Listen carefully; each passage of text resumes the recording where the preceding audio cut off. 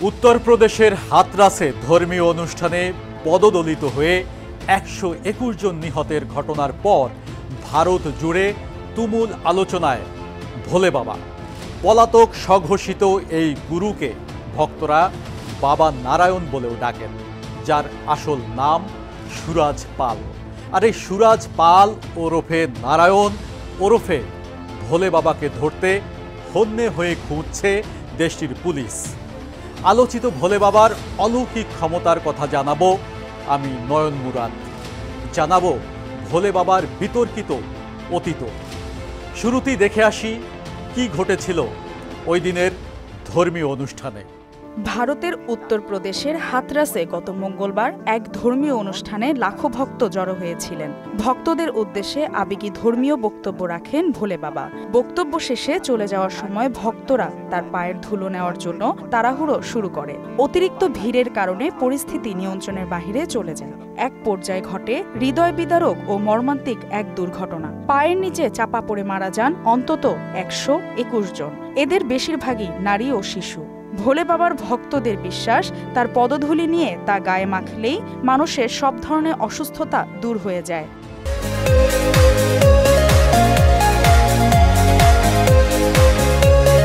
ভারতে পদদলিত হয়ে শতাধিক নিহত হওয়ার পর থেকেই দেশ জুড়ে আলোচনা চলছে ভোলে বাবাকে নিয়ে।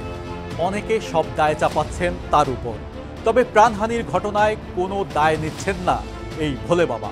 কিন্তু কেন? কি বলছেন ভক্ত অনুসারীরা? মর্মান্তিক এই দুর্ঘটনার পর ভোলে বাবাকে অনেকেই অভিযুক্ত করছেন। তবে তার আইনজীবী এপি সিং বলেছেন, কিছু অসামাজিক উপাদানের কারণে পদদলিতের এমন ঘটনা ঘটেছে। তবে এই ঘটনায় তার মক্কেল ভোলে বাবার বিরুদ্ধে অপরাধমূলক ষড়যন্ত্র করা হচ্ছে বলে অভিযোগ করেছেন তিনি। অনুষ্ঠানের নিরাপত্তা রক্ষীরা ভোলে বাবার আশীর্বাদ পাওয়ার চেষ্টা করা লোকদের দূরে ঠেলে আতঙ্ক সৃষ্টি করেছিল, এমন অভিযোগও অস্বীকার করেছেন এপি সিং। ভক্তদের দাবি, মঙ্গলবার হাতরাসে যে প্রাণহানির ঘটনা ঘটেছিল সেই বিষয়ে ভোলে বাবা আগেই ভবিষ্যৎবাণী করেছিলেন। ইন্ডিয়ান এক্সপ্রেসকে কয়েকজন ভক্ত জানান, সৎসঙ্গ অনুষ্ঠান শেষ হওয়ার আগেই ভোলে বাবা বলেছিলেন আজ প্রলয় আসবে, এবং এরপরেই ঘটে মর্মান্তিক প্রাণহানির ঘটনা। স্বঘোষিত গুরু ভোলে বাবাকে নিয়ে একের পর এক চাঞ্চল্যকর তথ্য বেরিয়ে আসছে। ভোলে বাবা অল্প বয়সী মেয়েদের উপর জাদু বিদ্যার চর্চা করতেন। চলুন দেখে আসি এই ভোলে বাবা আর কি কি করতেন। হাতরাসের বাসিন্দারা জানিয়েছে, ভোলে বাবা অল্প বয়সী মেয়েদের ওপর জাদুবিদ্যা চর্চা করতেন। গত মঙ্গলবারও সৎসঙ্গে ১০০ জনেরও বেশি লোক গিয়েছিলেন, যাদের ওপর ভূতের আছড় ছিল, এবং তিনি তাদের সবাইকে সুস্থ করে তুলেছেন। ভোলে বাবার ভক্তদের মধ্যে বিশ্বাস ছিল যে তার পদধূলি নিয়ে তা গায়ে মাখলেই মানুষের সব ধরনের অসুস্থতা দূর হয়ে যাবে। স্থানীয় কর্তৃপক্ষ জানিয়েছে, সৎসঙ্গ অনুষ্ঠান শেষে ভোলে বাবার চলে যাওয়ার সময় তার পায়ের ধুলি নিতে গিয়েই ভক্তদের মধ্যে হুড়োহুড়ি শুরু হয়। এ সময় পদদলিত হয়ে মারা যান শতাধিক মানুষ। এদিকে মর্মান্তিক এই দুর্ঘটনায় প্রাণহানির ঘটনায় ভোলে বাবাকে ধরতে অভিযান চালাচ্ছে পুলিশ। অনেকেই বলছেন, তাকে ধরতে পারলেই একে একে বেরিয়ে আসবে সব থলের বিড়াল। ধর্মীয় শান্তিপূর্ণ আয়োজনে পদদলিত হয়ে একসঙ্গে এত মানুষের মৃত্যু কেউই মেনে নিতে পারছেন না। ক্ষোভ প্রকাশ করেছেন ভোলে বাবার ভক্ত অনুসারীরাও। পুলিশ বলছে, অনুমতির শর্ত মানেননি ভোলে বাবা। কি ছিল সেই শর্ত? চলুন দেখে আসি। পুলিশ জানিয়েছে, ধর্মীয় অনুষ্ঠানে ৪০,০০০ মানুষকে জড়ো হওয়ার অনুমতি দিয়েছিলেন তারা। তবে সেখানে প্রায় ২.৫ লাখ লোক উপস্থিত হয়েছিলেন। এ কারণে পরিস্থিতি সামাল দেওয়া সম্ভব হয়নি। পদদলিত হয়ে মৃত্যুর ঘটনা সামাজিক যোগাযোগ মাধ্যমে ছড়িয়ে পড়ার পর প্রশ্নের পাহাড় তৈরি করছেন ভোলে বাবার ভক্তরা। অনেকেই বলছেন, প্রশাসন কোথায় ছিল তখন? স্বেচ্ছাসেবকরা কেন পরিস্থিতি সামাল দেয়নি? প্রশাসনের অনুমতি ছিল কিনা? পুলিশ জানায়, বক্তব্য শেষ করে ভোলে বাবা চলে যাওয়ার সঙ্গে সঙ্গে বিশৃঙ্খলা সৃষ্টি হয়। ভক্ত অনুসারীরা ভোলে বাবার পদধূলি নেওয়ার জন্য রীতিমতো প্রতিযোগিতা শুরু করে।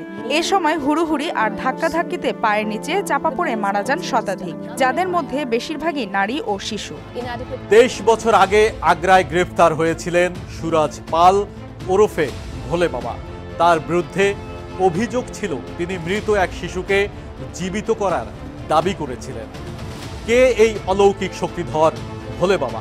বাবা নারায়ণের প্রকৃত নাম সুরাজ পাল। তিনি সাকার বিশ্বহরি ওরফে ভোলে বাবা নামে ভক্তদের কাছে বেশি পরিচিত। ক্যান্সারে আক্রান্ত এক শিশু অসুস্থ হয়ে মারা যাবার পর অলৌকিক শক্তিতে তাকে বাঁচানোর দাবি করেন এই ভোলে বাবা। শিশুটির লাশ দাফনের মুহূর্তে বাঁচিয়ে তোলার ঘটনায় সেখানে তুমুল হট্টগোল হয়েছিল। পরে পুলিশ লাঠিচার্জ করে পরিস্থিতি নিয়ন্ত্রণে আনে। এই ঘটনা প্রমাণের অভাবে ছাড়া পান ভোলে বাবা। 2000 সালে সুরাজ যখন আগ্রায় বসবাস করতেন তখন তাকে মাদক আইনে অভিযুক্ত করা হয়। সে সময় সুরাজকে তার 6 জন অনুসারী সহ গ্রেফতারও করা হয়। সবশেষ খবর হলো হাতরাসে দুর্ঘটনার পর থেকে লাপাত্তা অভিযুক্ত ভোলে বাবা। তাকে খুঁজে পাওয়া যাচ্ছে না। ভোলে বাবাকে ধরতে হন্যে হয়ে ঘুরছে ভারতীয় পুলিশ। আশা করা যায় ভোলে বাবাকে ধরার পর দলের বিড়ালগুলো সব বেরিয়ে আসবে। ধর্মকে পুঁজি করে ব্যবসা করছে কিনা তাও জানতে পারবে তার ভক্ত অনুসারীরা। ধর্ম নিয়ে ব্যবসা আমরা চাই না, চাই ধর্মীয় অনুশাসন মেনে চলায় সুন্দর হোক সবার জীবন।